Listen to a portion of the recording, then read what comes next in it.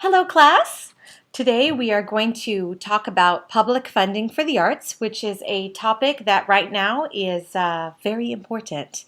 Just to start off with a little explanation, pretty much every country in the Western world has some amount of tax dollars that go to fund arts and arts education around the country. The reasons for this are many. First, it is a way of collectively expressing a nation's culture.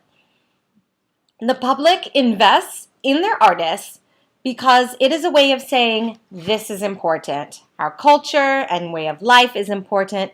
Discourse and discussion of ideas are important. These things that enrich our lives, and we want to contribute to that. Okay?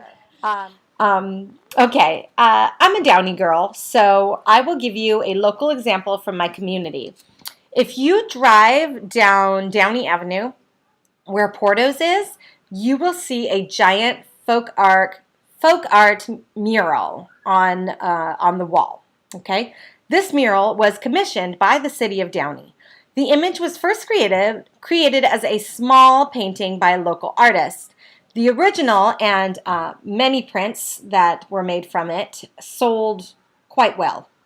And it sold so well that city officials came to the artist and wanted him to make it into a mural. If you've ever seen the mural, you know that it depicts images from that define our experience living in the city of Downey. Okay, there are logos from many different businesses and organizations, logos from things that make Downey famous, like the Apollo program or the 1970s pop duo The Carpenters, logos from the high schools and civic groups. Taxpayer dollars were spent to cover all of the artist's costs, so paint, brushes, etc., and to give him a small stipend. The stipend worked out to be about less than minimum wage if you break it down into the amount of hours that he actually spent working on the project.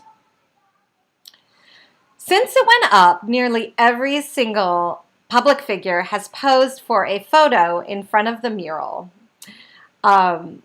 It's on all of our political ads and things like that. It is a source of tremendous civic pride. And folks love to come over to it and find their favorite images on the wall. I think most residents would consider this tax money well spent. Okay, so another reason for having publicly funded art is that because it levels the playing field. If arts organizations such as theaters, dance companies, museums, etc., were to rely entirely on donors and patrons, that would concentrate all of the arts into only wealthy areas and completely leave out the rural and the urban poor. One can compare publicly funded arts to publicly funded parks and recreation. They are a haven for the community, a place to gather, a place that is accessible to all. Imagine if you had to pay a fee every time you took your kids to the playground, or there were billboards with advertisements everywhere, or the library for that matter. Okay, that brings us to the next reason. Arts events are drivers of economic health and building community. When a play is performed, participants get gas, they go out to dinner, they purchase concessions, they sometimes go out for drinks or coffee afterward. They often want to talk about the play, so that is great for community and great for the local economy if they spend money while they're doing it. Okay, arts education is another area covered by the NEA. Many organizations that go into schools and community centers to teach young people about the arts do so on grants from the NEA. This builds up the next generation of artists and also ensures that those up-and-coming young artists come from diverse communities and backgrounds. We wouldn't want only the privileged to have opportunities to be trained in the arts. That would result in some pretty boring theater. Some critics say that getting federal funding discourages private donors, but actually the opposite is true. Receiving an NEA grant is a sign of legitimacy for theaters and for other arts organizations as well. When a theater receives an NEA grant, it attracts many other donors. It's like a gold star in terms of artistic achievement, fiscal management, and the overall viability of the company.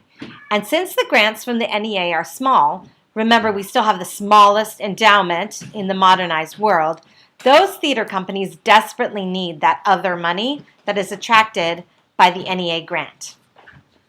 Okay, what about censorship?